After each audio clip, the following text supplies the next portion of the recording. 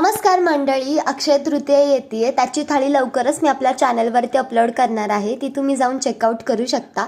पण त्याच्यामध्ये मी वरण भात टाकलाय. आता वरण भात प्रत्येकालाच आवडतो असं नाही, कारण अक्षय तृतीयाला प्रत्येक जणच पंचपक्वान्नांनी भरलेली थाळी बनवत असतं. मग त्याच्यासाठी काय बनवू शकतो, तर हा मँगो राईस नक्की बनवू शकता. मँगो राईस बनवण्यासाठी एक कैरी, खोबरं, मिरच्या आणि तीळ चांगलं बारीक करून घ्यायचं. प्युरी कच्ची कैरी आहे, मी शिजवली नव्हती. तेलामध्ये शेंगदाणे, जिरे, मोहरी, कढीपत्ता, ती तयार करून घेतलेली प्युरी. त्याच्यानंतर टाकलं मी डाळ, हरभरा डाळ, उडीद डाळ 1-1 चमचा टाकलं होतं.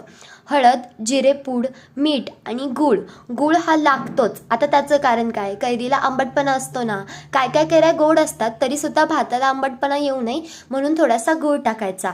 70% शिजवून घेतलं होतं मी ऑलरेडी तांदूळ, आणि त्याच्यानंतर ह्याच्यामध्ये टाकला. कोथिंबीर आणि सुक्या खोबऱ्याने गार्निश केलं. तयार आहे आपलं